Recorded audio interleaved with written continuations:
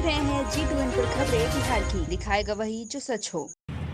नमस्कार, जय हिंद। मैं हूं शशिकांत शर्मा और आप देख रहे हैं G2N बिहार। आज हम मौजूद हैं जेपी सेतु प्लाजा।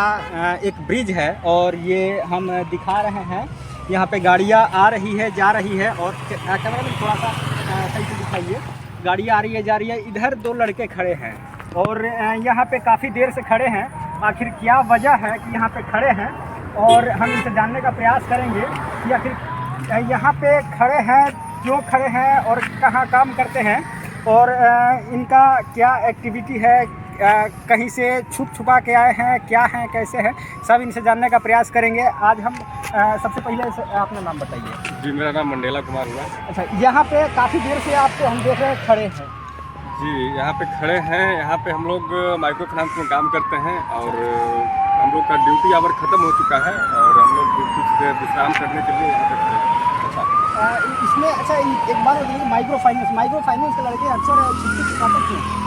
देखिए, माइक्रो फाइनेंस एक ऐसा सेक्टर है जिसमें अगर वो छिपेंगे नहीं, छुपाएंगे नहीं तो कुछ होगा ही नहीं, क्योंकि उनका शोषण बहुत अधिक मात्रा में किया जाता है। शोषण का भी प्रकार होता है। जैसे आप कोई भी कंपनी में अगर काम करते हैं तो वहाँ पे आप देखेंगे कि 10 बजे से 4 बजे तक ही ड्यूटी आवर होता है। लेकिन माइक्रो फाइनेंस सेक्टर एक ऐसा सेक्टर है जिसमें वर्किंग का आवर 7:30 से शुरू हो जाता है, परंतु इसका अंत कब होगा कोई नहीं जानता है।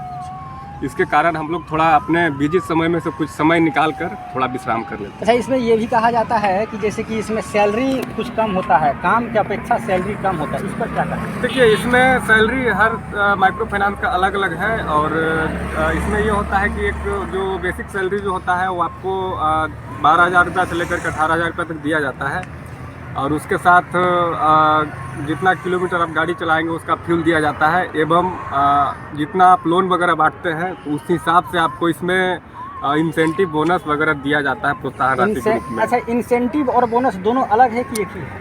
इंसेंटिव और बोनस दोनों एक ही है। इसको आप इस तरह से मान लीजिए कि अगर आप बिजनेस कर रहे हैं, लोन बांट रहे हैं तो पर क्लाइंट पर हेड आपको कुछ राशि दिया जाता है एवं अगर आप रिकवरी अगर कर रहे हैं तो रिकवरी अगर आपका 100% अगर हो जाता है तो उसमें भी कुछ प्रोत्साहन राशि आपको दिया जाता है। अभी कौन सा फाइनेंस में है? अभी हम मिडलैंड माइक्रो फाइनेंस लिमिटेड में हैं, नया गांव ब्रांच में। तो अच्छा, एक बात बताइए कि जो कि आप निकलते हैं ड्यूटी पीरियड में तो वहाँ का ब्रांच मैनेजर कुछ ऐसा नहीं बोलते हैं कहाँ पे है, कैसे है, कुछ कॉलिंग वगैरह? क्योंकि यहाँ पे हम देख रहे हैं काफ़ी सुनसान एरिया है। ये आप एक बार देखिएगा, काफ़ी सुनसान एरिया है और अभी ये बन रहा है, तो यहाँ पे आकर खड़े हैं तो ब्रांच मैनेजर वहाँ के बोलते ना है कि मतलब क्यों? देखिए, ब्रांच मैनेजर बराबर कॉल करके लोकेशन रिपोर्ट वगैरह लेते रहते हैं कि कहाँ हैं, क्या काम कर रहे हैं, कलेक्शन वगैरह में आए हुए हैं तो पूछते हैं कलेक्शन हुआ कि नहीं हुआ, अगर बिजनेस के लिए आए हैं तो बिजनेस का क्या स्टेटस है, इस तरह की बातें बराबर पूछते रहते हैं और कभी कभी उनको अगर मन होता है तो वीडियो कॉल कर भी लेते हैं लोकेशन का सटीक जानकारी के लिए। इसमें ये भी कहा जाता है कि जैसे कि अक्सर माइक्रो फाइनेंस के जो लड़के होते हैं उनको या तो मार दिया जाता है बीच बाजार में, जंगल में। इस पर मतलब आखिर ये क्यों होता है?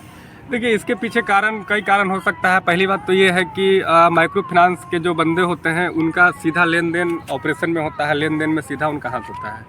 जो भी कलेक्शन वगैरह वो सेंटर से करते हैं और वो कैश उनको ब्रांच पे डिपॉजिट करवाना होता है।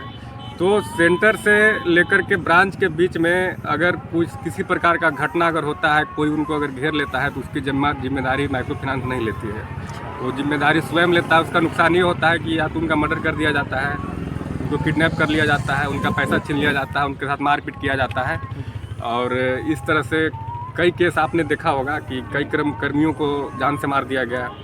तो ये सब आम चीज़ है। इस चीज़ को अगर आप सीरियस लेके चलेंगे तो फिर माइक्रो फाइनेंस। अच्छा, अभी हम लगभग 1 महीना हुआ यहाँ पर देखे थे छपरा जिला में एक माइक्रो फाइनेंस, शायद कोई फाइनेंस था, हमको पता नहीं, उतना पता ना है। तो कोई माइक्रो फाइनेंस था, वो बाइक से जा रहा था, उसको पीछे से ट्रक वाले ने टक्कर मार दी। तो इसके पीछे गलती ट्रक वाले की थी या फिर उसका था, ये तो पता नहीं है, ठीक है। तो उसको क्या बेनिफिट मिल सकता है, क्योंकि अब तो वो मतलब हो गया। देखिए, बेनिफिट मिलने के लिए 10 लाख रुपए का इंश्योरेंस कवर करती है, लेकिन उसके लिए भी बहुत प्रोसेस है। अगर वो प्रोसेस के हिसाब से देखा जाए तो अटेंडेंस रजिस्टर से लेकर के, मूवमेंट रजिस्टर से लेकर के, उनके मोबाइल का लॉगिन एक्टिविटी, कहाँ कहाँ विजिट किए, किस काम के लिए गए थे और जो जहाँ पे भेजा गया था वहाँ पे वो थे कि नहीं थे, सब चीज़ जांच पड़ताल करने के बाद ही निर्णय लिया जाता है कि इनको इंश्योरेंस का पैसा देना चाहिए।